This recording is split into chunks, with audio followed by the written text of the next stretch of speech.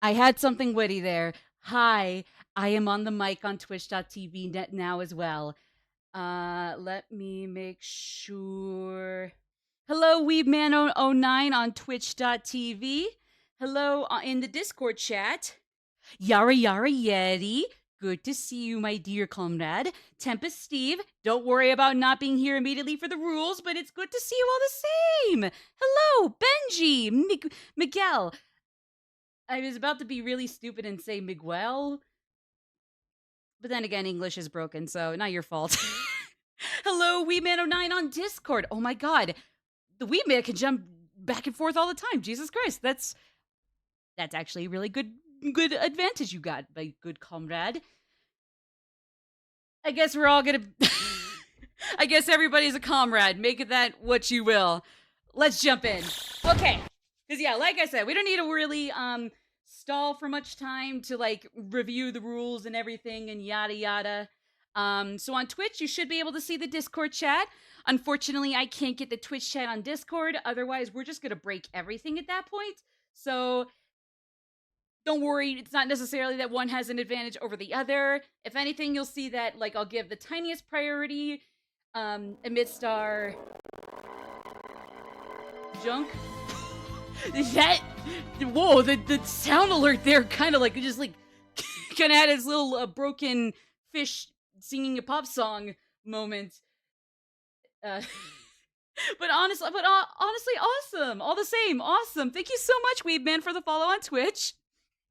Kind of reminds me of the do what diddy dum fish video. If anybody's seen that, it's one of those like broken ass home decor things that's supposed to play a pop song, but apparently it was on its last legs of its life, and it just comes out just the fucking weirdest monstrosity. It's just I cannot do acapella. I cannot replicate artificial sounds because I am not artificial. That I guess there's maybe some there's some pros to that, but I digress. Okay, as long as we are ready though, are we ready to jump into things? Like I said, I'll be jumping back and forth between the slides, should keep them moving and whatnot. Really, there's not much we gotta have juggling here. Even on my end, there's a little more to juggle, but you guys don't need to juggle anything. You all can sit perfectly tight. So let me take the Discord chat off of the Twitch stream, and everybody is on the slides. Okay, let's get going into it then. Hello, everybody. This is Magic Maddie here. Welcome back to PersonaCon 2024 Day 3, my second panel. That might sound a little confusing when I phrase it that way, but trust me, this is just my 3 panels, the one yesterday, the one today, and the one tomorrow, have just been a tiny, like, not even a tenth of everything going on at the con. But all the same, if you're here, whether this is your first thing for today at PersonaCon, or if you've been around for the Q&As with Laura Post and whatnot, I believe also Christian, Demi-Fiend's voice actor, and of course AllegraCon brought back AllegraCon because, god damn it, we cannot go without AllegraCon. It's basic facts of life, you know? But anyways, regardless, if this is your first thing, or if you've been to everything in PersonaCon for the whole day or the last 2 days, good to see you all the same. She just keeps breaking through our security. Honestly, nobody even try to start up the it's been 0 days PersonaCon day since AllegraCon happened. Like, no, not even. And like, forget about like counting the years without AllegraCon, PersonaCon. Like, it's inevitable. It's like death, love, and the rapture. AllegraCon. All inevitable. But anyways, so, all the same, welcome everybody for this little thingamajig that we have going on right now. You guys want me to absolutely blow your mind at how absolutely creative I can be? As long as I'm prompted, vaguely. Live improv storytelling. There is an art to it. There are a lot of people who can actually go past cheesy comedy and make it into something genuinely compelling, something that apparently will hypnotize you. Somebody's words online, not mine. But here, it's definitely just goofy. You guys will shoot at me before we start, and we'll actually do a practice round with just prompts from the Discord chat, and then eventually we'll throw in like about a little more of Discord chat prompts with a few not quite equal, but just only barely less prompts from Twitch chat. We'll run a practice round where you guys will give me characters. The main ones have to be from Persona, Shin Megami Tensei, or Atlas. I mean, yes, mainly Persona, but if we want a little leeway, anything from Shin Megami Tensei or Atlas as a whole is good. Just keep in mind that I have not played every Atlas game under the sun, as much as I hate to admit that. But we'll get into any accidental or accidentally intentional character breaks when we go through the rules. Oh, wait. Feather, you let her in? I mean, you know what? Hey, even Feather was like, stop at AllegraCon is just not gonna is just never gonna happen. You know what? Fuck it. Let's just get her in. You know what? Honestly, I respect that, Feather. At least Allegra's not gonna bring the apocalypse, you know? There's a difference between rebooting the server con, the virtual con, and everybody dies. You know? I mean, have you played Persona 3? Or Majora's Mask if we want to extend ourselves outside of Atlas? We could be having that if Allegra wasn't the person she was. Or is. I'm just saying. So, but here for today, since sadly, God knows I can't have Allegra Clark to save us from any train wrecks, I'll keep things going along as best I can. So, like I said, like I alluded to earlier, when it comes to like me asking for prompts, base characters, places, events, basic plot beats, etc., there will be the tiniest priority to Discord or the virtual PersonaCon server chat to Twitch, but it's only slightly. Like, if we had to have it out of 10, maybe instead of like 5 to 5, it'd be 6 to 4 Discord virtual con server to Twitch chat. So please, like, if you're on Twitch, especially if you're only on Twitch, do not feel bad. If anything, maybe you'll have an advantage in being able to just slightly more often than not. Oh my god, is that the astronaut Amugus' ass? Yo, everybody on Twitch should be watching how wild Discord is going. Jesus Christ. AllegraCon. We're wilding as if we weren't already. Yeah, nah. You know what? Fair. Sorry, wee man. You get British food for that. I'm sorry. I can't deny that. You earned it. Don't worry though. We'll give you something nicer after. Just take your punishment for now, okay? Anyways, so yes, like I said, instead of 5 to 5 on what kinds of prompts or like Mad Libs-esque, like, give me a character, give me a word, give me a TV trope. Like, it'll be like 6 to 4, slightly more towards Discord, but for Twitch, don't feel left out, especially if you're just on Twitch only. If anything, you'll still get a lot of input in if we can find some people on there. And otherwise, you guys have more rights than Discord when it comes to sitting back and just relaxing, chilling out. So, if you want to know what your advantage is over everybody else in this thing, there you go. So when does CSCon happen at a PersonaCon? I mean, technically, because it's the recent game Persona 3 Reload has had a graphics-based priority over Persona 5 and 4. Like, there's a lot more Persona 3 Reload-based graphics around here than otherwise. So, I mean, I'm just saying, not that it's a bad thing, but in a tiny, very allegorical sense, CSCon is already happening. Nah, they're gorgeous, though. Don't feel bad. If anything, maybe they make me a little sad knowing what's coming as I slowly make my way through Reload, but now we're stalling for sure. But yes, otherwise, it is kind of like slightly akin to Mad Libs, albeit just like when I ask for nouns, we'll start with characters, like the main cast that has to be associated with Persona. Again, I'll give a little leeway towards anything from Atlas, Shin Megami Tensei as a whole. But the main cast primarily has to consist of maybe Pixie or Igor, Ryuji or Yosuke, Teddy. No, not Teddy, Ryoji. That kind of thing. And places could be like they go to a bar, they go to Kansas, they go to the Queen of England's tomb, they go to hell, they go to Mario Kart. I'm just gonna put that out. Yeah, they go to McDonald's. That's another thing. Or events. It could be as simple as like how the plot will start out. Like they're going to find some ghosts. They're gonna go prank somebody. They're gonna go murder somebody. Let's not get into the murder stuff immediately for this first round, though. Okay.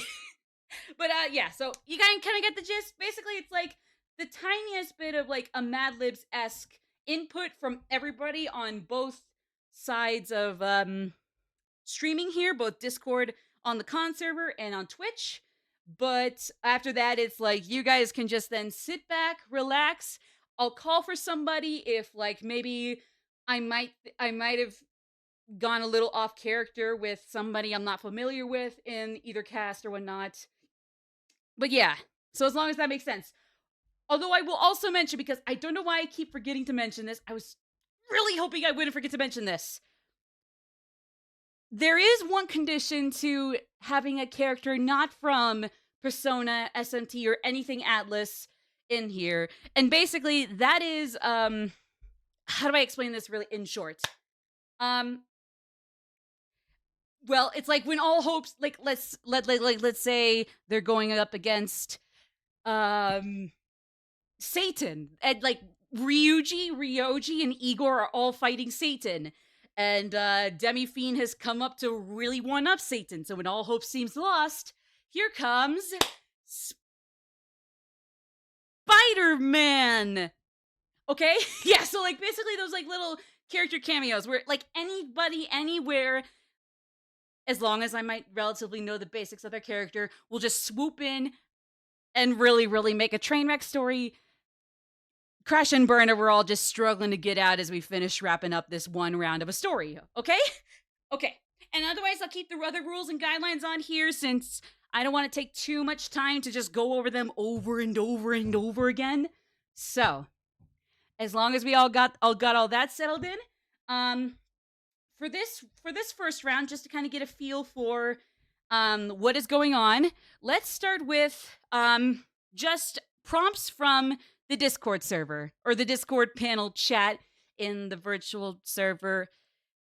How do you say that non-verbosely? Okay. Discord chat for Persona Live Improv Storytelling. We're starting now. Consider this a tutorial emphasizing prompts from Discord. The next one will be emphasizing prompts from Twitch. Give me... Anybody and everybody can chime in, and I can just write down others or keep them in the back of my head for the next rounds. Give me 3 characters. Everybody just put in 1 character at a time. I'll pick 3 characters. Okay. Okay, closing my eyes and reopening again. I first see Sumihikari Haru. Okay, so Haru. Okay. Trying to kind of scroll, but make sure everybody gets some places in here. Keshigoro! I was like, no, don't get a catchy in here, but alas. You win, open parentheses, period, colon, close parentheses. Okay, so Haru, Goro, Kechi, or Kechi Goro, and Dante. Okay, Dante. Okay, so Haru, Akechi. I'm just gonna call him Goro, because it's like, even if they rolled with this for the majority of Persona 5, if I do if I'm not consistent with first names and last names, I'm gonna lose my fucking mind and have a Kazuma Kiryu incident where I thought Kiryu was his first name and Kazuma was the surname. Realizing it was the exact opposite of what I thought, I was absolutely mind fucked for the rest of the day after that stream. That was a dark point in my Yakuza Zero streams, but that's besides the point. Okay, so Haru, Goro, and Dante. Last name Devil May Cry. Okay. Because she's close to him like that. Am I? Am I? Are you sure he would treat me better than fucking Ren, Mommy or Ren? Okay, so we got our trio of characters. Now, Discord again. We'll go through a round with emphasizing or prioritizing Twitch prompts. Discord, again, because it's still emphasizing shit from you guys. Give me, at least for the very start of this, a place. Again, Walmart, Victoria's Secret, Kansas, Florida. It can be as big or as small as you want it to be. It can be a whole ass dimension like hell or anything. Okay. The first thing I saw was GameStop. Okay, GameStop. All right, so we're going to have Goro, Haru, Dante, and GameStop. What is... Okay. All right, so how do I explain this last bit? Okay, so from this point onward, it's kind of... I'm just going to have to actually start this shit up and get things rolling before I go anywhere, before I ask for anything else from Discord or Twitch. All right, so... At GameStop, or maybe in the general area where this GameStop is, with it being the hotspot for something. If not just them shopping for shit. What's going on around or inside of GameStop? Like, it could be ghosts. It could be some god-awful douchebag CEO. Though we might have to give them a pseudonym if it's based on a real-life person. We'll just give them, like, a... fake name. New Funko Pop drop, GTA 6 came out, and there are fights. Ooh. How about both? Okay, so new Funko Pops are dropping. Which kinds? I'm gonna say a new Dante Funko Pop is coming out, but then Haru, and Goro are going to protest it, while at the same time GTA 6, yeah, that is coming out. And they're trying to buy that as opposed to not pre-ordering things. All right, so there we go. Just please the curse is placed in. That would be good too. Well, the first thing that comes to my mind when it's like these schmucks are going to this place is that there's ghosts. Boo. Okay, so I think as long as we're good with that, GameStop has some shitty DMC Funko Pop bootlegs dropping, and GTA 6 is coming out, so Goro, Dante, and Haru are all going to protest that while buying GTA 6 despite not pre-ordering shit. As long as that is a good base premise, are you guys ready to get this rolling? Everybody on Twitch okay with that? And you guys will go next if need be. We good with that? Let's do this. Okay, here we go. Okay. Well... As they all say, it was not a dark and stormy night. In fact, it was a very blindingly clear, non-cloudy, but scorching, balmy day in GameStop, Missouri. If you're not from the U.S., I am genuinely, unironically sorry. In GameStop, Missouri, GameStop, Missouri, we got running along here, we got walking right up to the doors of this one GameStop in Missouri. We got Goro Akechi. Despite the summer heat, he's in a big straitjacket. Why? Well, I mean, apparently it just looks cool. That's kind of the thing he's apparently associated with. So, like, it's reverse. He calls it reverse psychology. He wears the straitjackets that he is apparently associated with, so that way people will think it's really a Goro Akechi cosplayer, because hey, Goro's a real person in this real world. And in this real world, people cosplay other real people. It's a thing. It's true. On Pride? Yes, on Pride. And you can tell I warmed up on my improv techniques. Yes. And instead of him with the Pride flag, here comes Haru with a surprisingly nice, long, right to the ankles, tie-dye rainbow summer dress. It's not even her style. Like, she wore a really nice pink dress right to like her ankles or like calves and strikers. No, it's not even that kind of style. It's like what it was like Hot Topic or JC Penney's rainbow tie-dye summer dresses that reach her ankles. Something that maybe at best she would wear around kindergarten or the Japanese equivalent to kindergarten. She's wearing that, but goddamn it, it's good. So basically, all of that JCPenney rainbow dress, but good, and it absolutely just disgustingly spits in the face of Goro's in summer heat, reverse psychology to avoid fans, straitjacket. But then right behind Goro Kechi, just hulking right along because, god damn it, he just cannot try to put on a happy face, just plaster something to keep like him from blowing all their covers. It's Dante. Like with Akechi, he's got his whole ass red leather jacket. He's got guns on his. He's got the guns. He's got the sword, the Alaster specifically, because that one is way too OP for me because I'm just I was a basic bitch like that playing DMC 1. So they're all walking in. You got Pride, a Hidden Pride, Devil May Cry series, all walking into this GameStop at like 7 a.m., clear, blindingly sunny, scorching hot day at 7 a.m. Yes, because it gets that bad at 7 a.m. in GameStop, Missouri.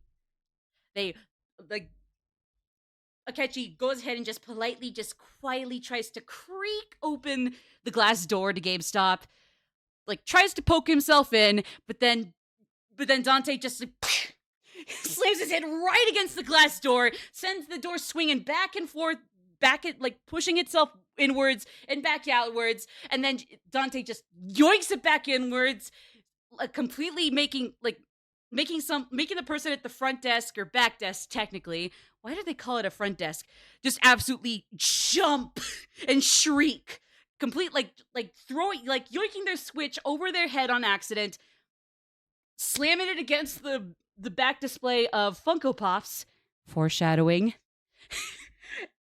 and then a Joy-Con slides off as an indented Funko Pop box, unopened Funko Pop box, but it might as well be open at this point, also just plops to the ground. Because God knows, it was yet another billionth Iron Man coat that not even Marvel has used in any comics, so like, you know, nobody was gonna buy that, not even a Marvel super fan.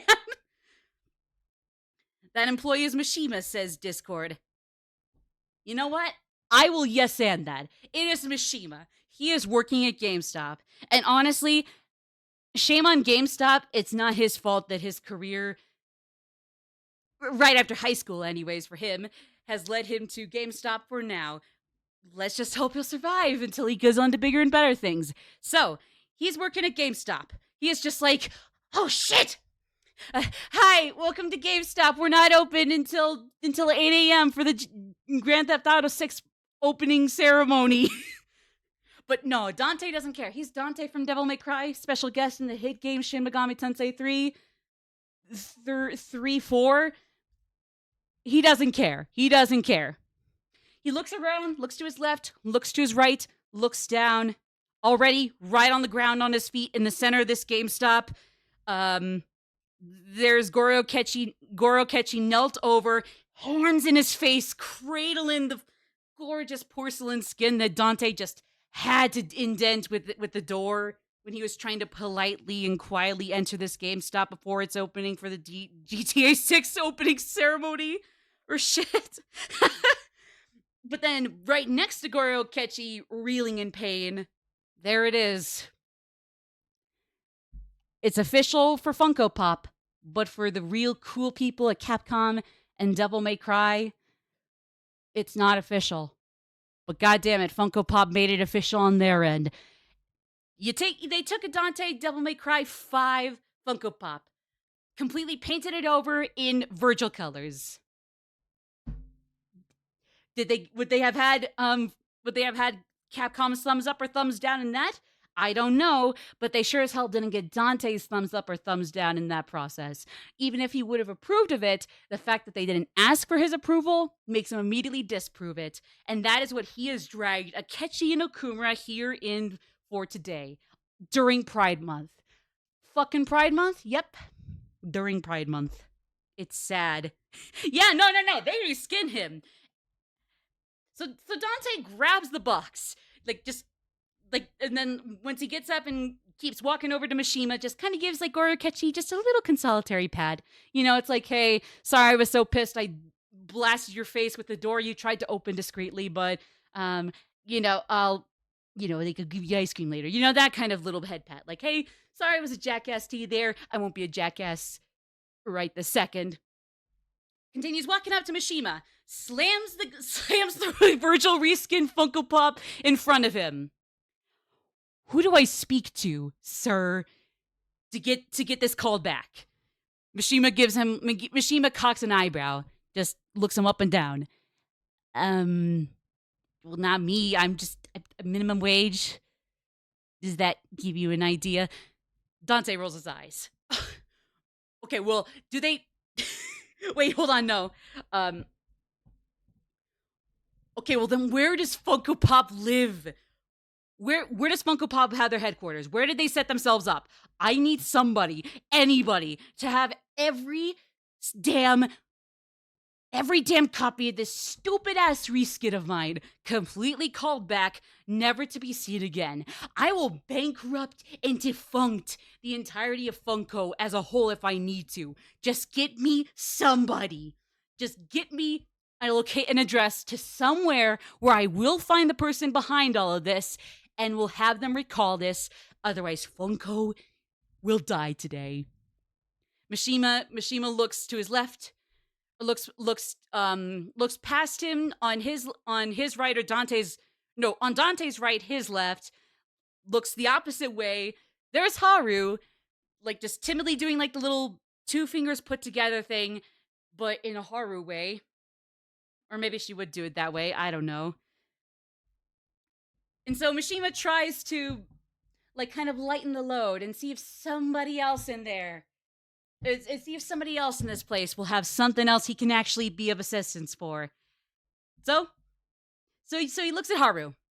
Hi, we're not open until 8, but do you want me to do something in case that's gonna get me fired or kick you out? She comes up.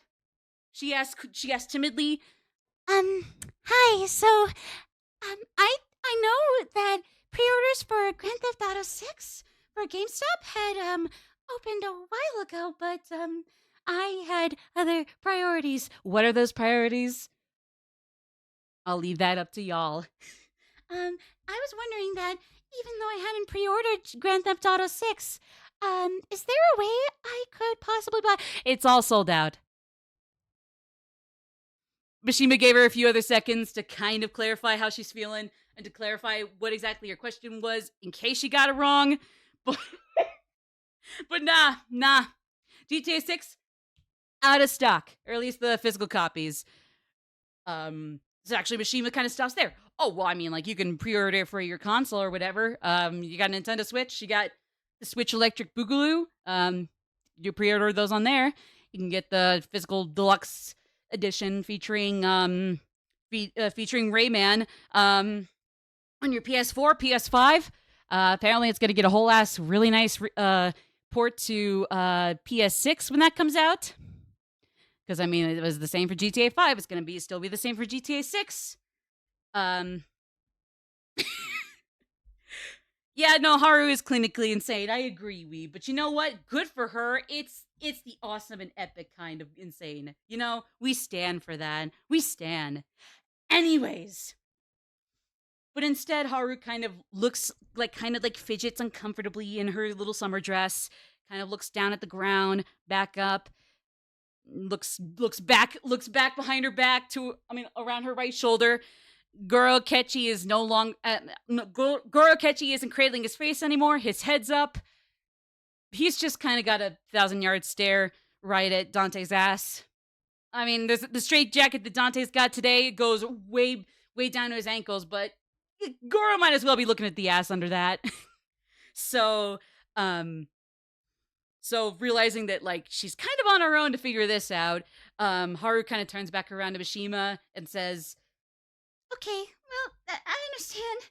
I suppose I could, forfeit physical media in this case. I understand. We have to adapt to digital media, but at the same time, I just hope we don't disregard physical media either. and Mishima just kind of just shrugs like, I mean, if I could get you GTA 6, ma'am, I would. But like, look, Rockstar's put this off for years. There is no way by today, when everybody was going to come in to get their physical deluxe editions featuring Rayman and Mario, you know, home field advantage versus digital deluxe. You know, it's like there was no way. There's just nothing else I can say aside from, hey, maybe wait for the non-pre-ordered edition. You know, I mean, like they'll get rid of Mario at that point. Mario's now basically gone for any other new buyers after the pre-order date. But goddamn it, at least you get Rayman either way. Why Rayman? I mean, we need to revive some platformer characters. You know, Mario's been here, done that. Rockstar might be in legal trouble with Nintendo soon for letting Mario get in here and then no longer wanting Mario in there anymore. You know, So then Goro Kechi all of a sudden just gets right back up, like pulls himself up, one knee, then the other knee, into a squat, right back up to a stand. That's how you describe somebody standing up from cradling their door-slammed face on the floor of a GameStop. He marches up to Mishima. He is already ready to fucking just start bawling his eyes out in front of these three goons and rushing out of the warehouse in GameStop, Missouri. He slams his hand on the table, locks Mishima dead in the eyes, locks him in. Mishima can't look away, and God knows Akechi's not gonna let him look away. I'm sorry. Yuki is his first. Yeah, Yuki is not gonna be released from Goro's eye lock, and God knows Goro's not gonna let him go either. He looks him dead in the eye, ready to absolutely take his soul onto a pike and absolutely just sear it. The TV suddenly gets a little louder with a commercial for the revival of Lego Rock Band. But nobody else makes a move until Goro Kechi suddenly whispers right in front of Mishima's nose, or locked in eyes. If you're not gonna let us pre-order or post-order Grand Theft Auto 6 Physical Deluxe Edition, then you better damn well give us the address to Funko and to whoever we need to get to call back all editions of the Dante reskinned Funko Pop. Because if we can't get one thing, we better get the fucking other thing. Mishima shaking. He's so close to also crying RN. And then he says, okay, well, I do know that the CEO of Funko, Jason Schmidt, he loves... Oh, you're not even going to believe what kind of pizza he loves around here in GameStop, Missouri. Let me tell you. Somebody give me a pizza place in Discord chat. Somebody give me a pizza place. Pizza Hut, Papa Murphy's, Domino's, Little Caesar, Big Lou's, CC's, the combo restaurant. I don't know what the combo restaurant is. I'm gonna go Little Caesar. The caveman brings a lot of potential. Okay. So he tells him, okay, so Jason Schmidt, he loves Little Caesars. What do they got versus Domino's, Papa Murphy's, Pizza Hut, the combo restaurant? I mean, I don't know. It's probably got some cons and pros compared to any others, but he just fucking loves that little caveman and his little pizza pike. He just is obsessed with it. And that's not even going into how much he loves their pizza. Apparently, he just goes into that place every other day. Takes his whole ass jet from Kansas, Missouri, to GameStop, Missouri, just to have the Little Caesars at this one little place, like down the street 2 blocks. It's fucking insane. Yeah, so Haru kind of gives him like a little side eyebrow. But it's That's Haru. but it's 7 a.m. and you're not opening until 8 a.m. Well, yeah, no, but the Little Caesars at this point, they have been mandated to open up at 7 a.m. Actually, no, 7:30 a.m. at this point. That is how desperate this guy is for Little Caesars. If he's not going to get it for lunch, I mean, well, he's not going to get it for lunch, but he's going to make sure he makes his pit stop for breakfast. Breakfast pizza. And no, not even like a breakfast casserole themed pizza with ingredients with like fried eggs or toast or whatever. No, it is your cheese pizza, your pepperoni pizza, your pizza, deep dish pizza, caveman meat pizza, all of that for breakfast. Gorokechi kind of just shrugs. People have done more disgusting things. Have you heard? Have you heard what Masayoshi Shido has done for his breakfast routine? We should all be grateful that he's not the Japanese prime minister. Mishiba kind of just maybe or maybe not knows what he's talking about, but is just gonna just whiz on by that because he doesn't want to get into it. It's kind of still a depressing, too soon topic. For Mishima, for Gorokechi, who knows, but at least Mishima doesn't talk about it and that doesn't want to talk about it, and that's what matters in this moment. So Dante says to him, okay, 2 blocks away from here. Mishima says, yeah, just down the street this way. And immediately, without saying goodbye, without helping to fix the switch and the broken, indented Iron Man Funko Pop, the 3 are already out the door. Haru kind of looks back, kind of like, I mean, we sure you don't want to help him? Nope. Goro's the one to just grab her by the wrist and yoink her out the door. Although he makes like extra sure to make sure Haru kind of just like gets pushed out of the door before him, just so he doesn't get indented by the door again. He doesn't want to see a GameStop door again unless his face is just going to be in desperate need of plastic surgery next time. So they walk down 2 blocks. By the time they get to Little Caesars 2 blocks down, I don't know, do people consider 2 blocks to be a lot in summer heat at 7 a.m.? That is all very logical. Well, I don't know, but for them, it was a lot. They were ready to just plop and drop and pass away immediately, please and thanks. But goddamn it, they made it. The moment they saw the little awning with the little orange and the caveman, they knew at least we're getting something today. They slam open the doors. Well, no, Dante specifically slams open the doors again, and you bet your asses that Gorokechi was going to stand right behind him this time. Actually, no, not even right behind him. Just gave himself actually kind of 5-ish feet of distance away from Dante and the door. Like I said, any other indents against the door, and Gorokechi was going to need desperate plastic surgery stat. And they weren't even going to get that today if they didn't get either of these other things today. Dante's the first to walk in. Gorokechi follows. Haru kind of just at this point, just wanting to go home. Go home. Just or at least be dropped back off at their little hotel in Hilton, Missouri. Hilton, Missouri. They all just sidle in one by one, even though literally all 3 of them could have squeezed in at one time. It's not rocket science. It's not even squeezing it. It's not fucking rocket science. It's 2 doors put together, push them open. At least 3 people can go side by side in at once. It's not rocket science. So, first thing they see is a minimum wage worker. Immediately looks right at them. Looks to Akechi. Looks to Okumura. Looks straight at Dante. Looks to his left, the trio's right. There sits a man in a business suit with a bag from GameStop, eating a whole 14-inch pizza all by himself. I mean, hey, at least, again, harming the environment with your constant jet plane travels is gonna work up an appetite.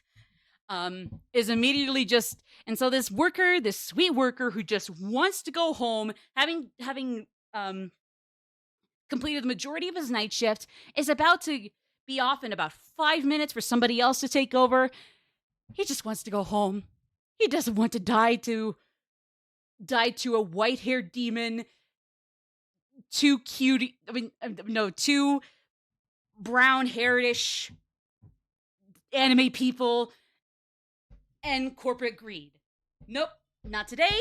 And so that is exactly why the minimum wage worker, immediately after seeing what is probably almost certainly going down right now, just swivels immediately around to the door, marches right through those two doors, and is never heard from again.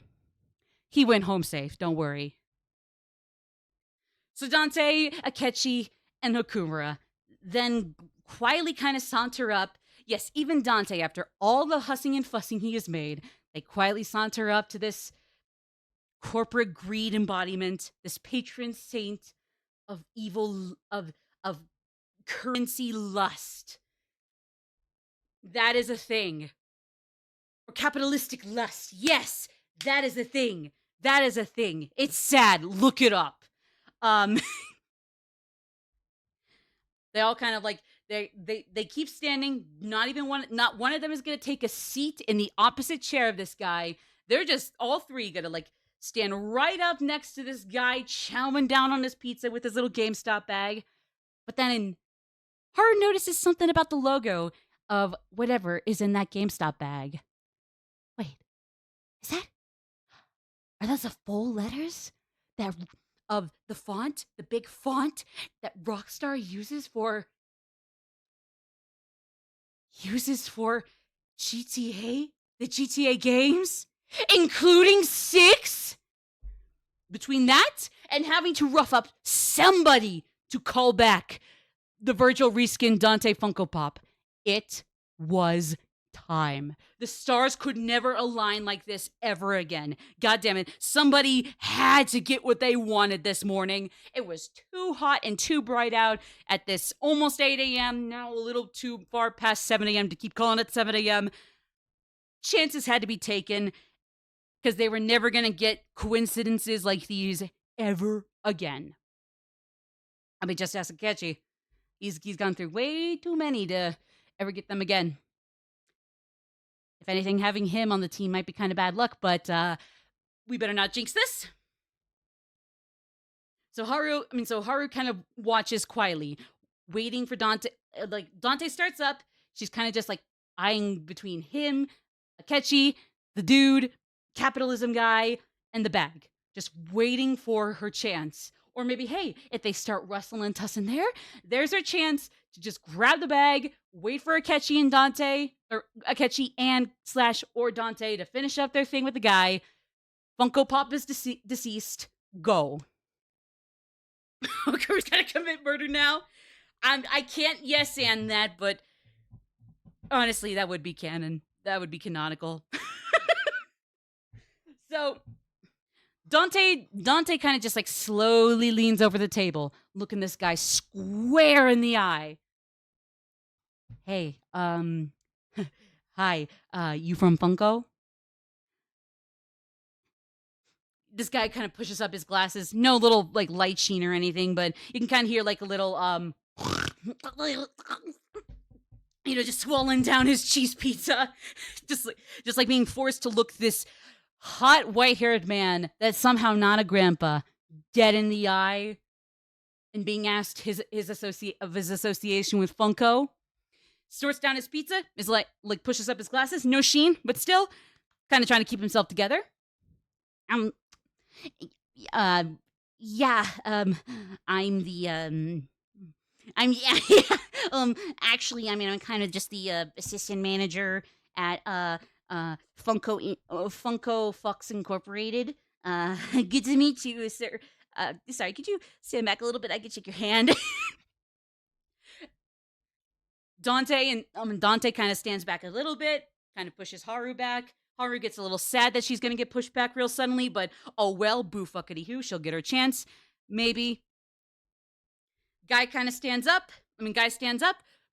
like cautiously gives out his hand. Dante seems to meet it, pulls out his other hand. Immediate grasp of the wrist.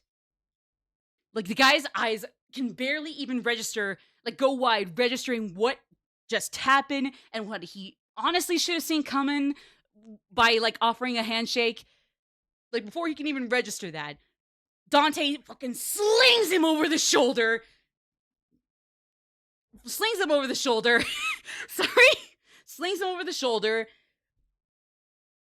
Like snaps Akechi to attention, even though Goro was looking right at him, completely alert. Hey, get the door. Akechi, like, suddenly then turns around and is just like, Okumura, can you, Haru, please, if you will, Okumura-san. Haru looks to them, to the door, to the bag with the item with the GTA title font.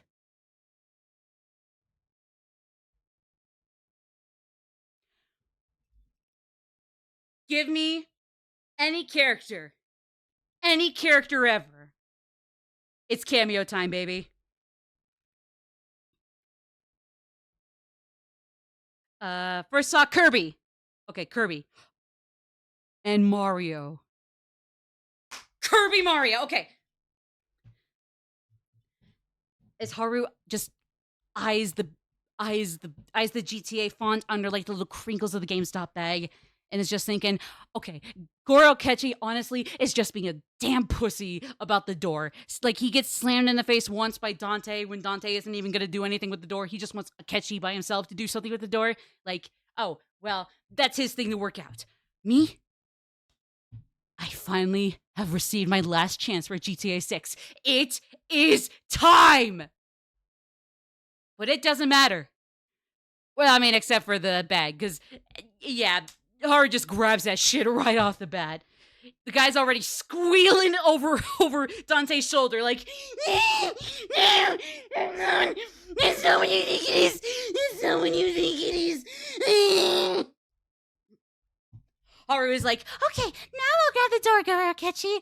Please, get yourself checked in for therapy again. Goro Akechi rolls his eyes, as if he wasn't just having a really weird mini episode about a fucking door and Dante. But then she realizes, wait a second. I'm only now offering to go take the door, but the door's just slammed open. Takes a second to adjust her eyes to the sunlight for all three of them to figure out, what is that big, not fluffy, but just squishy circle? Like those little tiny flippity mini circle limbs just standing there. Is that the build of a cap over its head? The little circle walks in. Like little pitter-patters, or like little squeaky pitter-patters along with him. Is that how Kirby usually sounds? Is that how Kirby sounds when he walks? I don't know, but that is how he sounds right now. He's got a Mario cap, clearly trying to promote something for Nintendo. They finally remade Super Paper Mario and engineered it to work best with the Nintendo Switch and Switch Electric Boogaloo, the successor Switch. You know, he was just coming in for pizza because there's only 2 people in GameStop, Missouri who are interested in Little Caesars for breakfast at 8 a.m.-ish. No breakfast-oriented pizza or casseroles to go, just cheese and pepperoni stuff. 7 to 8 a.m. breakfast at Little Caesars. The apparent assistant manager from Funko Fucks CEO Incorporated?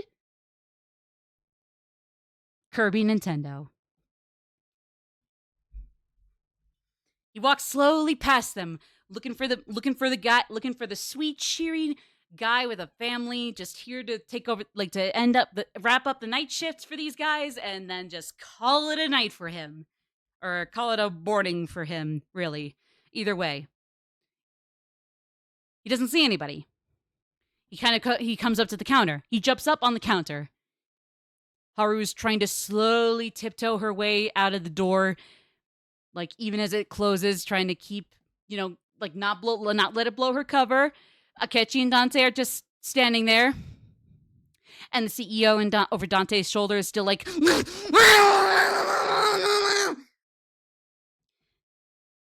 Hurried ignores all of them. Looks like kind of like tries to eye anybody or anything in the back. There's nobody. Nobody's in the kitchen. Nobody. He slowly turns himself around. He sees Dante Devil May Cry. Light Yagami, but not Light Yagami. He could have sworn a third person was there with them. Well, I mean, sure, there's Squealy McLaxley from Funko Pop Fuck CEO Incorporated Organization, but other than them, wasn't there somebody else? Girl with the JCPenney Pride Month dress. GameStop bag. Nah. Haru had, by this point, started hightailing her way down the damn sidewalk. Like, rushes, barely whizzes on by and barely avoids crashing into a kid on his little Dora the Explorer bicycle, and way past another biker who was almost about to accidentally trip over her skirts or the GameStop bag, just hightailing it out of this whole ass area. Down past 2 blocks without stopping for water or to breathe, nothing. She's got GTA 6. It doesn't matter if she stole it from another rich capitalistic fuckhead. It is rightfully hers. You know? At least she donates to charity. At least she's a philanthropist. Can't say the same for anybody at Funko, let me tell you. Probably. And then she finally comes up to it. Hilton Hotels, the Nickelodeon edition. I mean, the accommodations were kind of hit or miss here and there. Really was not a great revival of the Nick Hotels in Orlando, Florida. But I mean, hey, it was serviceable. Less than a really high quality, rave reviewed resort. Maybe more than the actual original Nick Hotel in its last year of its life. But yeah. So it's the second she sees the sign, I mean, sure, she's not still inside the building, but hey, she's at Hilton Nickelodeon. She's right, I mean, she's pretty much safe and sound. She takes a stop at the stop sign in the intersection. I mean, like right next to the little big awning entrance to the hotel for some reason. Why is there a stop sign there? It's logical. The Hilton Garden Nickelodeon Inn, and their garden parties are just filled with really cheesy ass $15 SpongeBob merch or SpongeBob party decor. But no, anyway, so she stops at the stop sign right next to that whole entrance awning, cars drop off and pick off thing, whatever you call those. She gets a little woozy, but it's hey, no, I'm pretty much there, but I mean, I'm not quite there technically. I gotta get in there, and I can open up my bag, and then I could probably get some shut-eye. She slowly, kind of just wobbly, but still staying strong, keeping herself together, saunters her way into the Hilton Garden Nick Hotels of hell. The first automatic doors open, then the second, the first closed behind her, second closed behind her too.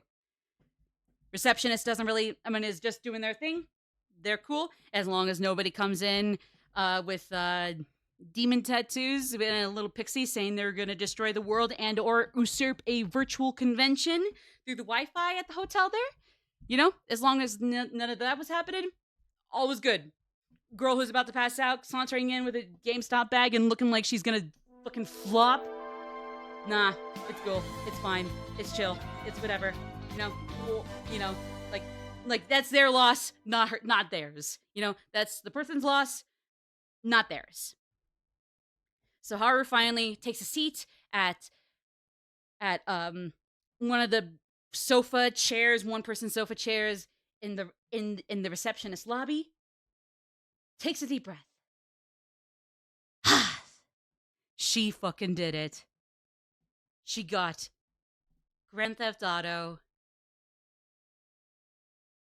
5 Farewell Before 6 edition with a coupon. Or I guess a coupon for 90% off the digital deluxe edition of Grand Theft Auto 6. Later that night, she's made herself back. She got herself into her room, but still laying on the bed, eyes glued on the ceiling. Yeah, even though it was about 8 a.m., she had stayed up. She had stayed there on the bed up until like 5 p.m. I mean, she got up a little bit to dink around on her PS4, replay some Persona 5 dancing, but other than that, nothing. And nothing from Goro or Dante. What the frick happened to those two? She finally has the willpower to sit up on the bed, grabs her phone, dials Goro's phone number. Maybe he'll be a little less feral than Dante tonight. It rings. Rings twice. Rings thrice. Somebody picks up at the end. Hello? Booyah! Is this... Hi, may I speak to, Kechigoro? Booyah! You can hear somebody in the distance. Actually, you can hear Goro in the distance. Give me that, you little shit! Hi, Okumura-san. How you feeling after getting your precious little GTA apparently not 6? Traitor! Haru kind of just gives a little scowl. Keeps silent, though. So, how are the two of you feeling? I didn't want to intrude. I realized that I would be more of a burden more than anything else. Oh, is that what you thought? Well, I mean, I suppose I didn't really have the best attire. I know I had this dress on for the sake of, giving you a little encouragement because it's June and, it's Pride Month. So perhaps if that made you feel better. Well, it would make me feel better, Okumura-san. But aside from both of these missions technically failing miserably, this CEO of Funko Fucks Incorporated guy, Dante, and me have had to work the whole damn shift in place of all the workers here at Little Caesars. Oh, why didn't you tell me? Haru kind of just like says that like instinctively, but it's kind of like, well, I mean, I didn't want to run all the way back there, but that's just what comes to mind because she's, all things considered, she's still such a great person. There's silence on the end of the phone. Like then there's like a little like crinkle, like when the phone drops and then pops and then like is like picked back up by somebody. Goro Kechi's like kind of muffled, like, I gotta get out of here. There's another party of 5 coming in. But isn't Little Caesars there kind of small? I said we'll get back there. Enjoy GTA 4, you little. Then you hear like a little smack at the phone. The phone apparently on Goro's end had fallen out of his hand again. You hear a Puyo! It hangs up. Haru looks sadly at her phone in her hand. Looks down at GTA 5. Farewell to 5, hello to 6 edition. She sees the coupon for the digital deluxe edition. 90% off. She looks out the window. Goro and Dante living minimum wage dreams. Taking care of some scared off workers trying to avoid a brawl and taking their day shift for Little Caesars during Pride Month.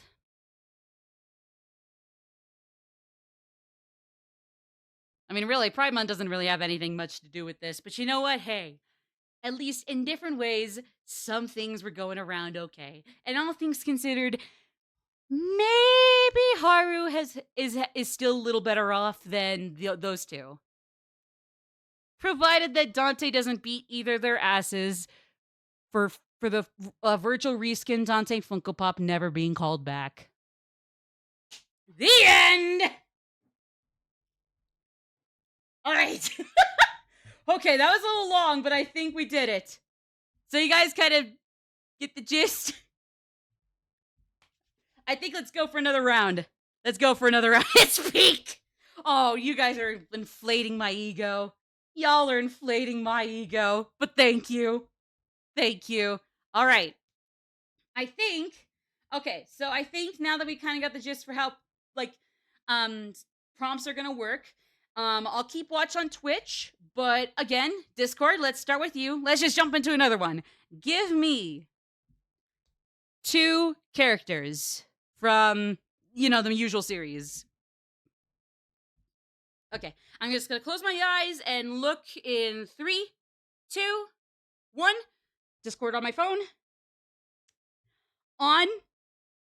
Of course, that's the first one I go to. My favoritism. Actually, you know what? I'll make it 4 this time. On, Aigis, Yosuke, and Ren. But let's get that Zenkichi cameo in again. Okay, so on, Aigis, Yosuke, and Ren. And let's get a Ryuji cameo when we can. Okay, so but for the most part, Zenkichi and Ryuji might show up later, but it's on, Aigis, Yosuke, Ren. The most fabulous 4 to ever be fabulous in 4. Now give me a location, a dimension, a state, a city, a country, a specific locale, a castle, a fictional place, a non-fictional place.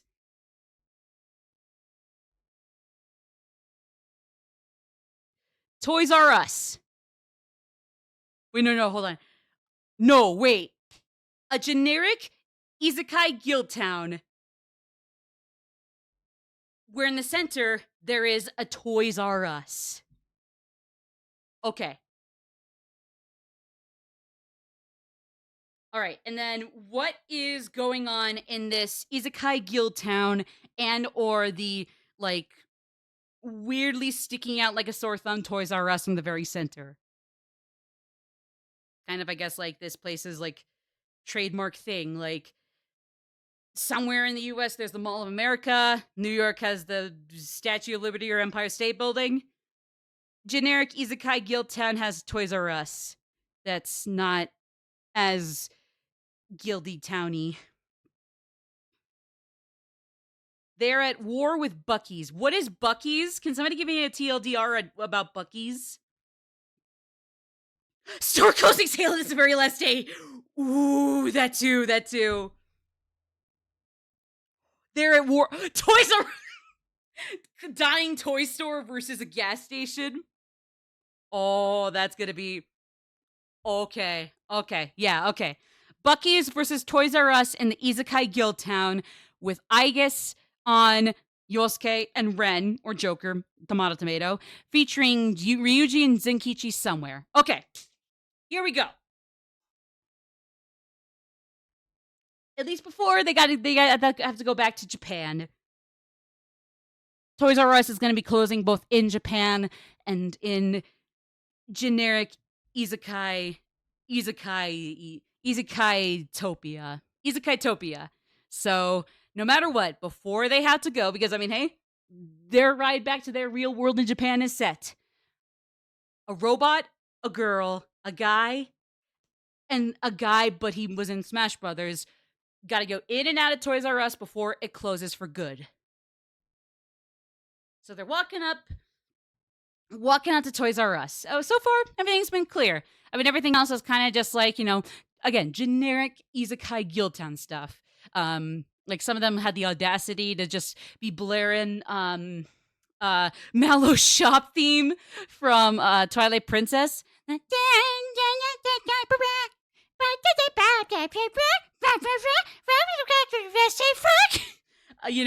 song. Like they had the sagacity to really just boast that and be like, hey, with this song, we are a cool guild town, damn it. But, I mean, not really, but you know what? You guys got Toys R Us, so, you're on thin ice, but hey, at least the thin ice is a little stable for thin ice. Until it goes away. In that case, bye-bye, Izakaitopia. So they're walking up to Toys R Us. When suddenly they see a window in like the top 5th floor, because yes, Toys R Us can all be go up to 5 or 6 floors, I swear, slams open. A cannon pushes in out into the town, out into the town view.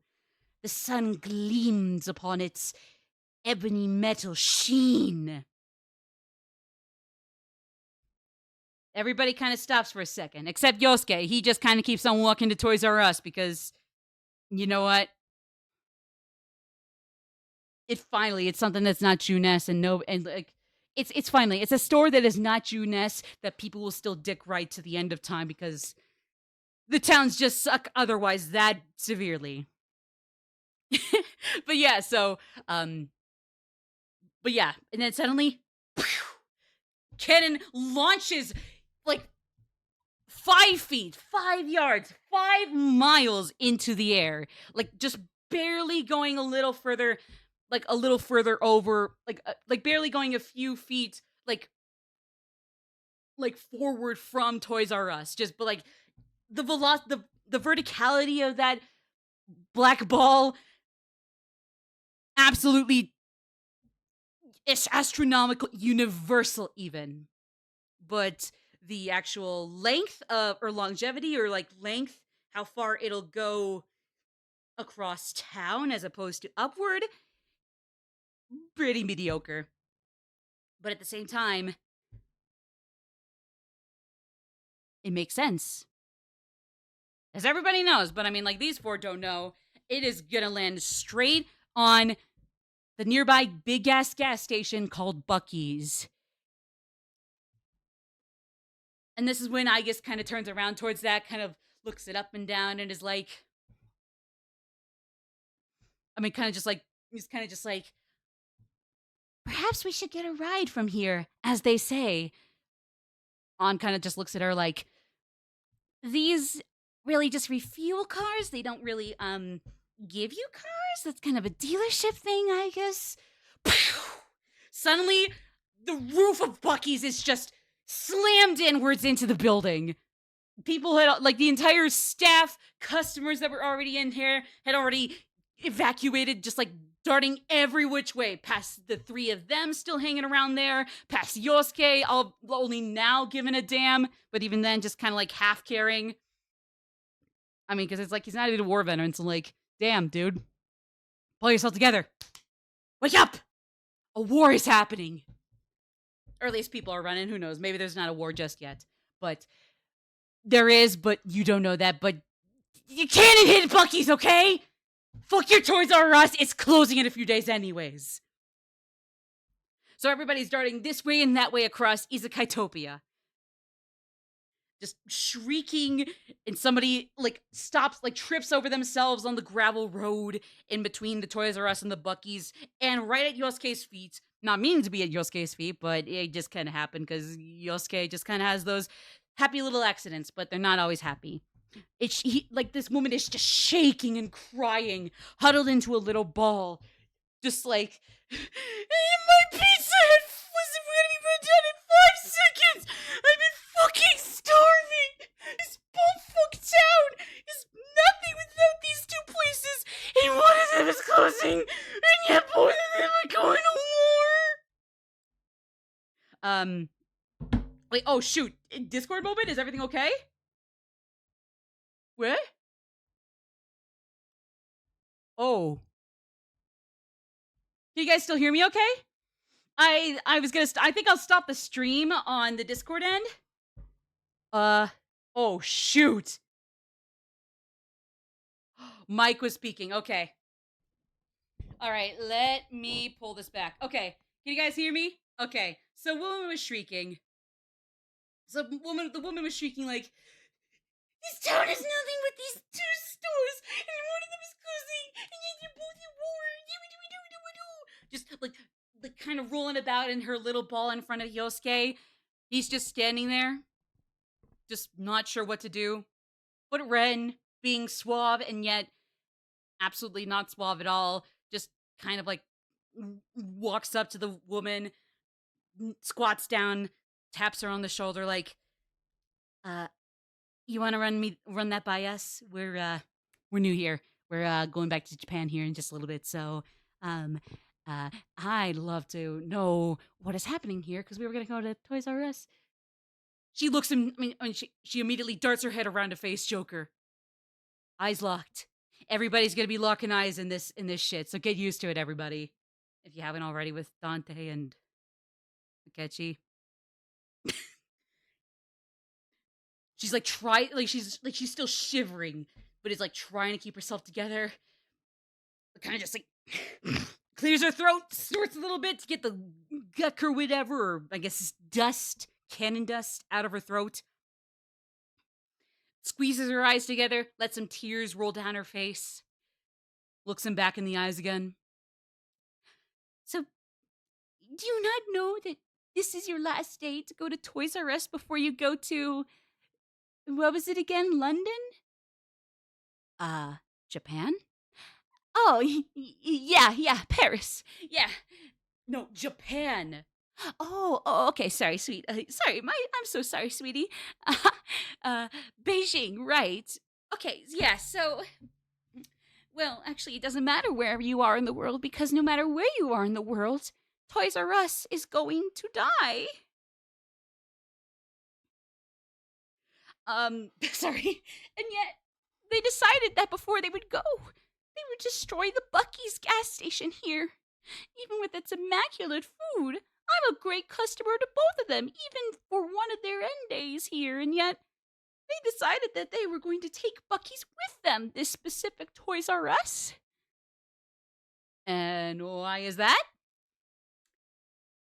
Yosuke kind of just like kind of finally butts in now, kind of like gives a little head, like a little head turn or like side, like puts his head, like turns his head to the side on his shoulder, like one of those like little childish things.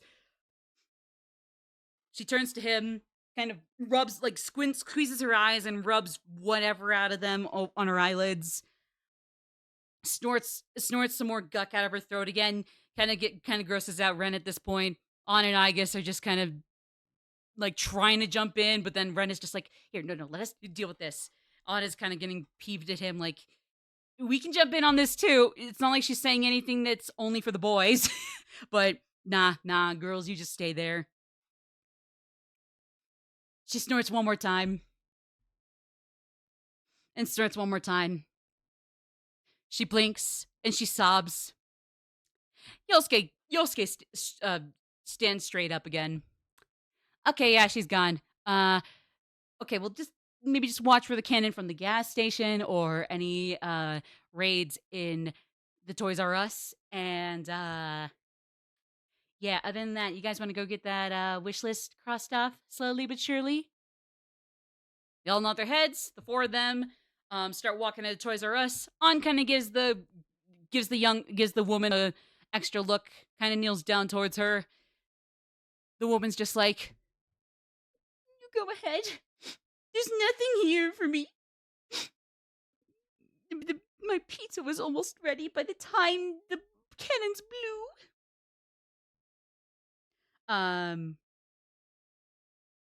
Oh, wait. Oh, shoot. Sorry, I got a little more notification. Shoot. Can you guys still hear me okay? Can you still hear me okay? Oh, shoot. Did I mess up something? Oh, boy.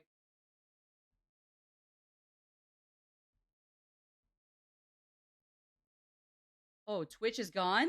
Is Twitch dead? Oh, no. Is Twitch dead? Oh.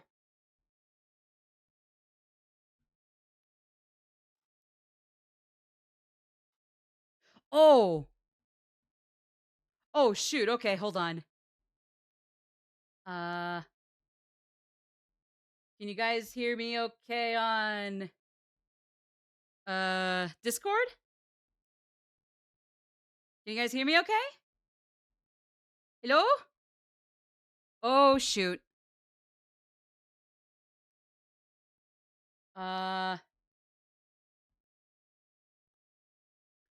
I don't think I'm in the VC. Oh. I should be though. 1 second then. Oh boy. Hello? Hello? Can you guys hear me okay? Oh, fuck. We are having technical difficulties. We are having insane technical difficulties. RTC connecting. Check the audio setting in Discord. Okay, if you guys want to move over to Twitch, please feel free to do so. I'm gonna see if I can fix this. Hello? Hello?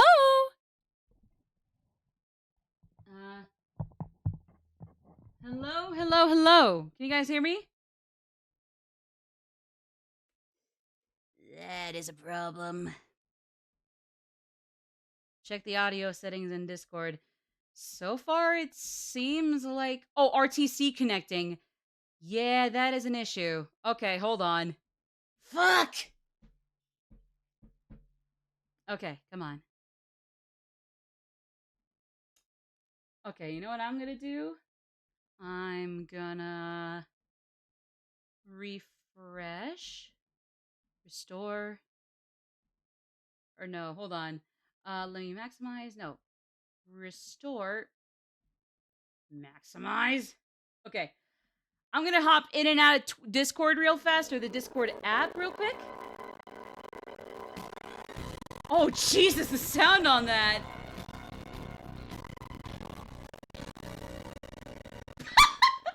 Oh my god, these things are really fucking up really badly. I'm so sorry. I'm just gonna mute the sound box there. Jesus Christ. I am so sorry, everybody. What is going on? Please work with me. Come on. Please. Come on. Please work with me. Please.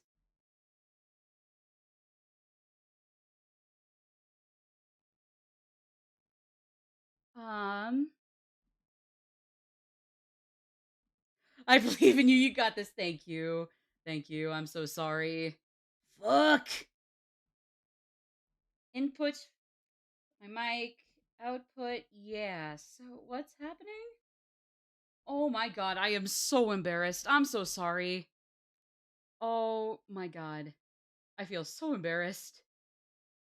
Ugh! RTC connecting.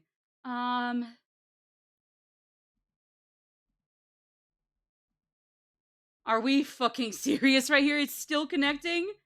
Oh my god. I am so sorry, everybody. I am so sorry. I'm so sorry. Oh boy. Come on. Um. Blah, blah, blah. Okay, come on. Here, let me. You know what I'm gonna try? Hold on. Let me try something else here. Let me go to Discord on the web and see if that does something. As silly as that might sound, I don't know. Let me try. As silly or like not efficient as that might sound, let me try. Okay. Here we go. Okay. As long as this is gonna be the thing I need to do. Hello? Please, for the love of God, tell me it's working. And if it is working, thank fucking Christ! I'm so sorry. I'm not sure. I'm so sorry.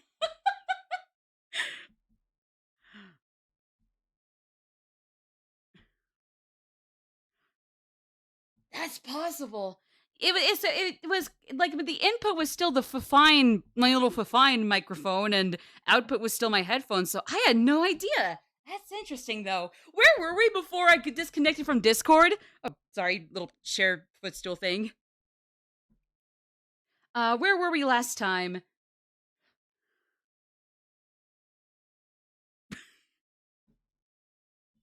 Oh, shaking and crying, RN.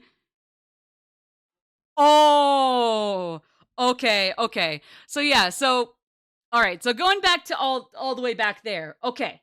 So the lady was shaking and crying, hysterically screaming, like, my pizza would have been ready in 4 seconds by the time the kid had started yoinking itself into the sky and then just yeeting back down to the freaking store here. Ren kind of just kind of like sidles up, like kind of awkwardly, like, um, I don't have a first aid kit. I don't know CPR, but I mean, I got to do something. He squats down, kind of rubs the lady's shoulder. She looks to be about mid 40s, early 40s, maybe late 30s, early 30s, early 20s, fetus, kind of around there, kind of more or less. She has like, I mean, she kind of like has this little issue while like she kind of like he kind of gets her attention where she has to like kind of snort up like kind of whatever guck was in her throat for however long, or if the cannon makes throats gucky and that's why it's bad. It's not that it'll crush or kill anybody, but that'll make their throats and congestion really bad. Who knows? Who knows? I mean, Ren doesn't know right now. He's Joker Persona 5, but he just doesn't know. You know, there's only so much Joker Persona 5 can do. The lady kind of like rubs her eyes really harshly. He asks her like, yeah, we were on our way here to Toys R Us before they closed for good to um uh kind of get some Christmas gifts for everybody, uh every one of our friends back at home. Yeah, yeah. So is there something we should know before we go in? um I'm you can call me Joker, by the way. Isekai'topia here. Beautiful city. She kind of just gives him like a little side eye like, Are you a shut-in? Yosuke kind of just suddenly like darts around, like gives like just slaps a hand over his mouth like, holy shit. Joker kind of just scowls, or I guess Ren, either way, Ren just kind of scowls like, um well, I mean, yeah, but no, but um I just want to know if there's anything we should be alert of, like more cannons, food if we ever go to Bucky's that's not going to be eaten if there's more cannons like that. Um, the lady then just kind of realizes, oh shit, I wasn't supposed to be a dickhead to him there. Okay, yeah, let me back myself up. She kind of then does that same little like kind of thing with her throat to kind of get whatever guck out of there. Nods her head really really feverishly. It's just like, Um, yeah, so Toys R Us, you understand that no matter where you are in the world, you're never gonna see a Toys R Us store again after today, right? Yosuke and Ren both kind of like nod, like, yeah, we know. We're gonna go back to, yeah, we're gonna be headed back to Japan as soon as we're done in Izakaitopia here.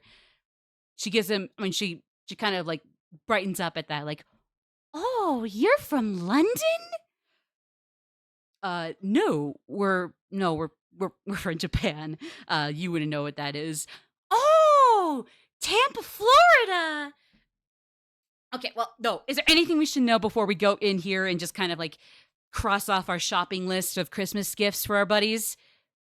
She gives them another like funky look. It's June. Well, yeah, Christmas in June. Yosuke Yosuke then looks at Ren after he says that. I think it's Christmas in July, dude. um then on kind of just is like, it kind of comes up with a little blanket, wraps like drops it, like drapes it gently, gracefully over this lady as she kind of just like huddles back into her huddle. Is kind of like, then just starts mumbling to herself like, "Need to get my fucking pizza. Leave me alone, you stupid ass Europeans, South Americans." I wanted my pizza, but Jeffrey the giraffe just had to screw everything up on their last. And An just kind of looks at them like, Yeah, you know, HP blanket. Apparently, the blanket is HP. I mean, like, recovers HP. Yeah, like, just give her the HP blanket. Like, come on, let's maybe give her some space. Sometimes you kind of need to be alone when your local gas station Walmart thing was just she kind of just like awkwardly gestures to the Bucky's that has completely toppled over itself, completely demolished from the one cannon that went through the roof. Now, like, everything is now demolished, including the actual gas stations. They toppled over too. She awkwardly gestures at it. You know, that's not really nice. Something nice to walk out of, especially when you're just going for a pizza. So I mean, like, just you know, HP blanket does HP blanket thingies, and let's go. I really need to get Ryuji those stupid Masters of the Universe figures. And then I guess kind of like actually kind of like kind of has this 1,000-yard stare at the Bucky's, like completely yoinked over, like completely toppled over, like a whole ass house of cards, even though it was just the roof. But I mean, a cannon, whole roof right in the middle of it. I guess yeah, everything was bound to topple over after it. She has this 1,000-yard stare, looking onward at the horrendous, like asinine destruction that just occurred right there. The other three, I mean, like, so Yosuke kind of just like goes back to being like, okay, yeah, and then Chie wants the stupid Chun-Li action figure set. Walks along. Ren kind of like looks between him and Igus. On kind of saunters up towards Igus like, hey, take it easy there, girl. Igus looks towards her. On keeps looking on at her. Her to her. Her to her. And her is her. It's Pride Month. No, I'm kidding. Sorry. Like, Igus kind of looks at her, back to the Bucky's, and she slowly says, I think I had seen this happen before at an Izakatopia McDonald's. Nobody was inside of it, though, so everybody treated it more as collateral damage than a tragedy. On just kind of gives like a, like, kind of like stares for a second, and then is just like, yeah, I mean, I guess, sure. Pats, I guess, on the shoulder a few times. Okay, come on. Ryuji's just really needs me to get this stupid stuff for him before we go. He can't stay here as a Katopia forever, and God knows he's not gonna let me be in here forever. Drags Igus along. But in the distance, looking on at them with an evil glare, probably misunderstanding something or other, but well, he's gonna get in the stink eye anyways, because he's definitely misunderstood something. The manager of Bucky's. This Bucky's. He has just seen his entire property fumble like a house of cards when it was just a cannon to the roof. But then everything came down with it, and now, god damn it, 4 children, 2 guys, a girl, and a robot child, all going back to Toys R Us. I think we found our ticket in, or our ticket into victory. But he says all this in his head. He kind of looks on, puts on his sunglasses, starts walking towards the Toys R Us. And in the Toys R Us, like they kind of, like, the side doors open, the first set of side doors, or like first set of sliding automatic doors, then the second set, the first set closes behind all of them, the second closes behind all of them too. Working at the cash register, at lane 6. The exact person who asked on for the Masters of the Universe action figure set, Retro Bandai Namco Edition 2003, out of stock on Amazon, maybe somewhere else in Toys R Us. On's purse, like, completely flumps off her shoulder as she's just like, Ryuji? He's right there, just like, kind of like peeking up and down from his counter. And like, in the distance, you can hear a frick ton of swearing, cursing, things getting like tossed about. You can see him kind of look there, look at the doors, seeing some people come in, look back. hears somebody say, Ryuji? Looks back. Oh, he had asked on for very obscure vintage shit that his friends had told him about that are really cool or something. Trust him, he's got great friends with great taste. She immediately just stomps right up to him as well, like, what the frick are you doing here? I was getting your Christmas gifts here in Izakaitopia so you would stop telling me about them. So, and then Ryuji's just like, well, I mean, I thought you were just gonna forget about it, and that you were just gonna say no, no matter what. So, I mean, I thought I'd get a job here in Izakaitopia. You know, did a little shit in Genshit Impact. On then gives him a little stink eye. You mean Genshin Impact? Genshin Impact! Yells Ren from behind them. Yosuke is just like, okay, tomato, guys. Okay, where the frick have you been, Sakamoto?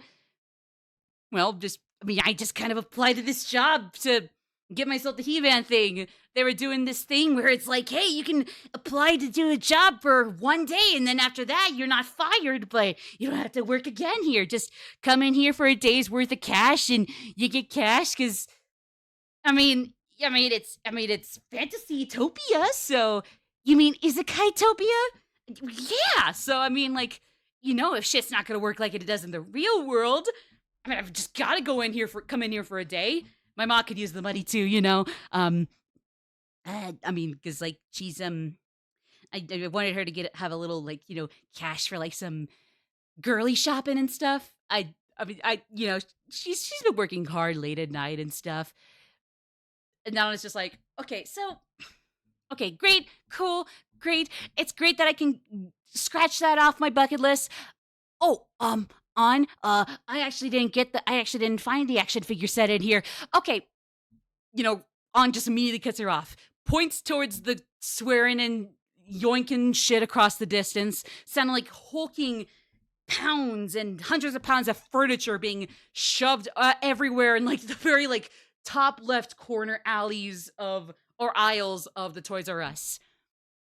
What's going on over there? Oh yeah, so basically the resistance from Bucky's apparently is got the coup d'etat. He's kind of trailing off trying to figure out what the hell this absolutely drunk off his ass manager had told him before he started his one job only for today work job thing. It's coup d'etat from the Pope Walter White of Bucky's. And even on just kind of gives him just kind of has this blank stare so the Bucky's war, Bucky's versus Toys R Us. Yeah, basically. At this moment you can hear somebody as if they were recording the Wilhelm scream, but in an actual war, so it was more of just a really tasteless recreation of the sound effect Then you can hear yet another explosion. Gunpowder as immediately wafted over to their end of the store. Immediately is just just darting over there, just immediately running, sprinting right down to that other corner. Everybody else looks at each other, maybe for a few seconds too long, either evacuate or run over there too. If you got something, what do you think that was? So all four of them are falling behind Aegis, and when they get there, there's bodies on the floor. We probably don't want to get into too gruesome of detail, but there are bodies. But the bodies are made of straw, weirdly. So that kind of catches Aegis's attention. She kneels down, tries to take a look at them, feel their limbs. Yosuke comes around the corner first with the Shujin trio to follow him. Looks at whatever the hell Aegis is doing and is just kind of have you worked as a coroner, girl? Aegis looks up to him. Do I need to be a coroner to officially deem this person dead? Lifts up the straw arm of this apparent straw man who's a dead straw man. Yosuke kind of just is Well, I mean, I don't know. Yeah, he's probably dead. What are you looking for, though? Looks down at them, is silent for 5 seconds, maybe. Yeah, very precise 5 seconds. I know. I can count time, I think. and then um and then she finally looks back up at Yosuke. They are straw men, but they are dead. But they had once lived. How does that work? Even because I am machine. And yet another explosion. This time the whole ass wall in front of Yosuke and Aigus and now the Shujin trio like completely crumbles. They don't even see if it was a cannon or some sort of like dynamite or like whatever else. Just something blew up this wall and this wall is gone. Everybody like has to take a second to adjust their eyes to the blinding white light behind at this new wall. And when they come to, they see a silhouette, a tall, wide, broad silhouette. The hat on this apparent motherfucker is huge and tall. This guy, like, even though there's like blinding white light behind him, even though the explosion was more so against the wall, apparently. So I guess physics, sure. At least it makes it look cool. It's like for how blinding it is. This guy is completely in all black. Like black hat, black coat, black revolvers pointed right at Aigus and Yosuke both. Takes a step forward, then another step. And very conveniently, it's pretty damn clear who this person is. That's right. Zenkichi Hasegawa from the hit game Persona 5 Strikers.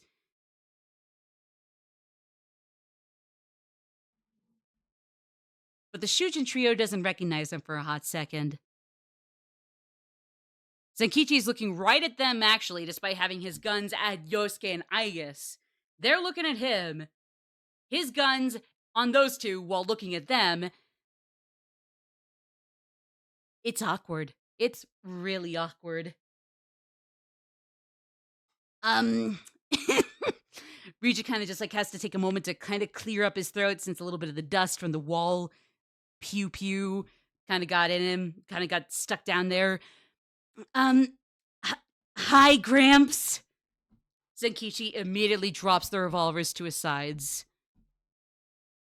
If you call me that one more time, Sakamoto, your ass is the grass on my porch.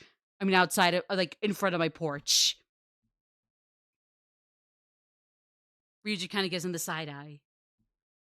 Then snaps his fingers, drops his mouth. Oh! Wolf! Kind of takes a second to pause, too, to, like, not say Gramps on and Ren, or then, like, oh, yeah, right. You found us on our summer trip in Kyoto and stuff. Zenkichi just like brings up his revolvers to him. I find you guys working for Toys R Us against Bucky's doing jack shit wrong against them.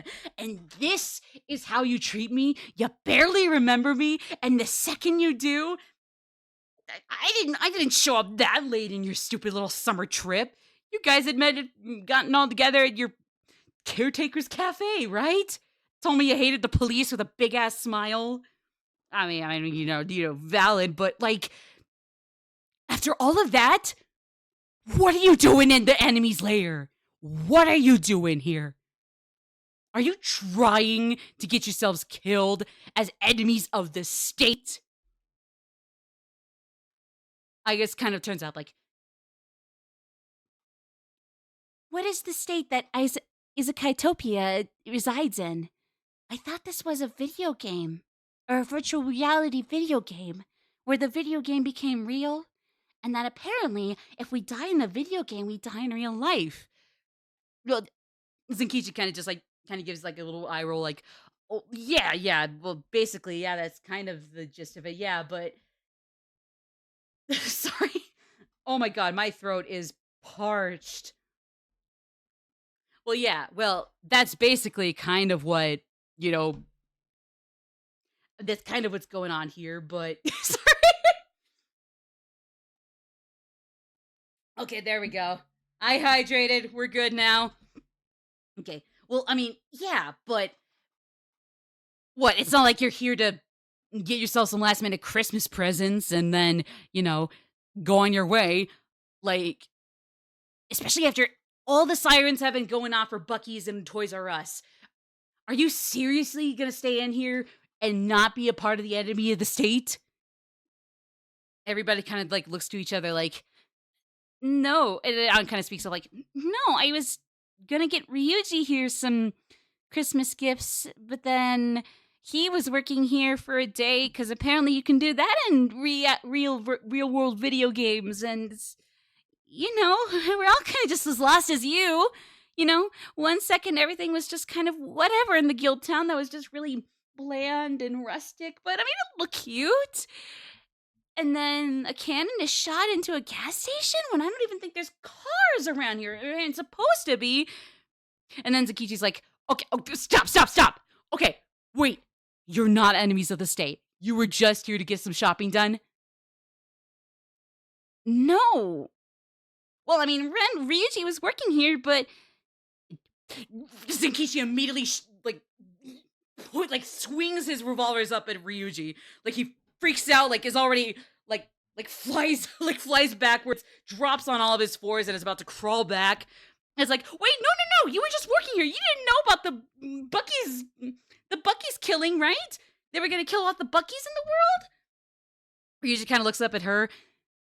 No, they just told me I could get some extra money from my ma to do some shopping for herself, dude. Zenkichi drops his revolvers again, puts them in his pocket. Okay. All right, kids. All right, hey, Ren, On, Ryuji, or I guess in this case, it's fair to call you Blondie. Ren, On, Blondie, good to see ya. You need to get out of here. This is gonna get worse before it gets better. And what were you even looking for here, Blondie? Ryuji kind of like takes a second to think about it. Yeah, the Thunder Master Universe Retro 2003 edition action. Yeah, my senpai from track had told me about it. Apparently, it's like some really cool ass action figures that you can either sell for millions of yen, or even like I don't know. They would actually make a really cool ass room thing, like and whatnot. Zenkichi cuts him off. Okay, yeah. I don't think a Toys R Us on the last legs of its life when the whole ass branch is closing down. I don't think they have those in stock. And 2003, it's 2017, Ryuji. How old are you? Well, I mean, I turned 18 this last summer, remember? Well, yeah, but can you act your age? No, hold on. Sorry. Let me do that over. Like, no, I'm 18. Okay, great, groovy. All right. It's probably not your fault that you were a little toddler at the time, but like those things are just like overrated. They're not going to get you anything, dude. Or at least if they will, you're not going to find them at a Toys R Us, okay? It's June. It's June. Worry about maybe Halloween before you worry about Christmas. And July, that would be one thing, but you got to get out of here. I don't even know if I'm going to make it out of this alive. So, here, if we can just, get you guys unplugged from the whole ass Isekai-topia thing, and you kids be on your way home. I don't know what I would do for this. Hold on. Then probably another cannon. Everything goes white. And nobody was ever heard from again. One more before we go? One more? Oh my god. I am sweating like hell. I am sweating like a pig. Really quick one before we go. Give me two characters. Two characters this time. No worries, Benji. Sorry again about the technical difficulties, everybody. All right. Makoto, Nijima or Yuki? Either way, I'll take that, Makoto. Nijima. Okay, Makoto Nijima. And uh Chie, Toshiro, and Arena. Ooh. Let's go with Chie this time. Oh no. Actually no, we'll make it 3 again. Makoto Nijima, Chie, Sophia. Okay. Give me a place. Actually, you know what? I'll do the place this time. Hold on, don't tell me. The back rooms. We're going there. Yep, we're going there. Why? Okay, and then how do I? Oh yeah, okay. How about this? Makoto, Chie, Sophia. They're in the back rooms. They're there to basically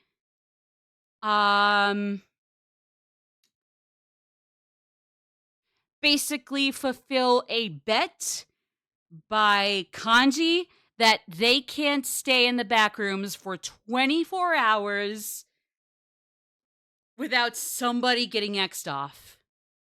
Actually, not Kanji. Teddy would make that bet.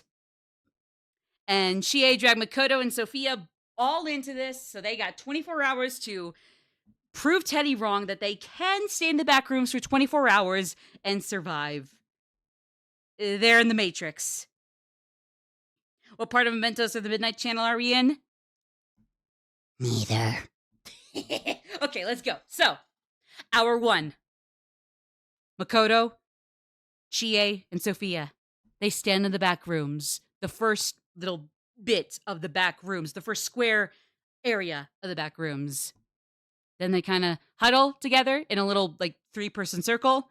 Sit down. And then Chie jumps up again to get some stretches in. Sophia takes a moment to kind of close her eyes, pull her head over her head, pull her hood over her head, have her ponytails bashed together into one, and just kind of closes her eyes and is like, just kind of recalibrating herself, I guess, would be kind of the kicker behind that. And Makoto just sits there, also kind of just meditating, kind of letting the really creepy ambiance of everything around them just kind of sound more like really cozy office vibes. But it's cold, but it's cool, and it's weirdly soothing in its own way. Because, hey, Makoto's proven that she's not scared of anything. She's not even scared of the dark. Oh, wait. Hour 2. Again, 24 hours. So hour 2. Chie finally turns around to them and is like, okay, girlies, are we ready to go survive this stuff so I can really get Teddy in the soccer? Makoto looks up to her. How? He hasn't really put any of you through anything like this before, right? I really hope he's a more reliable ally from the TV world than this first impression seems to demonstrate. Chie kind of just rolls her eyes as if what they're doing right now is not actually what they're doing right now. Oh, come on, Nijima-san. It's not like that. He's actually really cool. I mean, the thing is, don't tell him I said this, but the thing about Teddy is that he kind of acts like a little, he acts like a little kid, who wants to be a more mature human, but then, so much so that, sometimes he kind of gets a little, I don't know, it kind of, ruins the mood and stuff. He's a great guy, though. He's super adorable and funny, but even kind of a jerk. But if that were the end of your rope, how have you survived in the same room with Yosuke? I'm just saying. Hi, Blazing on Twitch. Good to see you. Sophia then kind of chirps up as the lights start to flicker. Makoto has already tensed up. Oh, I think the electricity is starting to short circuit. Would we happen to know where the control panel is? This is the back rooms. Chie kind of whines all of a sudden. The thing is that you don't know where anything is, and everything is endless. Why did Teddy put us why did Teddy bet for us to stay for a whole 24 hours in this place? Makoto just starts like kind of like shudder, like shut down together, like drops back into a squat, arms like huddled around her knees again. Chie kind of but then like snaps back at her like, no, I swear, he is a cool guy. This might be one of the points where he's kind of just like got a little too far. Hour 3, the lights are gone. Makoto, when like Chie has been dropped onto her back, like arms out, legs out, kind of like doing like invisible concrete floor angels on the floor, as like Makoto is just like Makoto's head is just like pillowed right into her collarbone, but painfully so, just like kind of like shivering, maybe once in a while, like tilting her face to the side to get some breath, but then is otherwise like just like Sophia has already run further into the back rooms to go find the electrical breaker or control panel, whatever. But especially with Makoto here flipping out, shaking and crying RN. There was no way in hell Chie or her could run after her. So they kind of just pretend that, nah, they're all still together. Sophia's hanging around here. They're not they're delulu to think she ran off. Hour 4. Sophia hasn't made it back. But the lights are back on, so Makoto's kind of cooled down. Except not at all. Because, yeah, even she is like, I mean, we gotta go in there, Chie, but... Oh, man, where did Sophia go? Chie points back at the break rooms without saying a word. Like, hey, oh, right, yeah, she went back there. She went back there, Sadanaka-san. We gotta go after her. And then they spend the whole time back and forth like, okay, how do we figure this out? We gotta figure out how we mark our way from here to there, because the entrance is right here. What is something we can use on ourselves to make a path to slowly get our way back over to the entrance here? Hour 5. Yeah, I am sure Crazy Blazing on Twitch. Thank you. don't inflate my ego though. I really don't have an ego, sadly. Hour 5. Makoto and Chie just kind of like sat like kind of just waddle through the back rooms a little bit. Well, more so Makoto waddles through. She's actually does not have her queen costume or her queen outfit. She doesn't have her persona either at all, nor does Chie. So like aside from Chie's kung fu and maybe Makoto's aikido, once the darkness is not dark but light, they're kind of screwed. But blame Teddy for their inevitable deaths, not the girls themselves. Hour 6. Makoto and Chie did not even make a path for themselves. They've kind of assumed that they're going like in a straight line from entrance to you are here, point for you being Chie and Makoto. But as soon as they have to veer off in different directions, God only knows what's going to happen then. Hour 7. They found Sophia. As it turns out, she did find the electrical panel room. Or the electrical panel thing, and that is why the lights were turned on. And then she had proceeded to roam, like, kind of like Naruto run just for shits and giggles all around the perimeter to find a way out, you know? She's humanity's companion, for Christ's sake. You can't say she's not doing her job. And so, yeah, she's doing her job. And I guess to wrap this up, I think we're on hour 8. Yeah, hour 8. The girls kind of just walk on forward.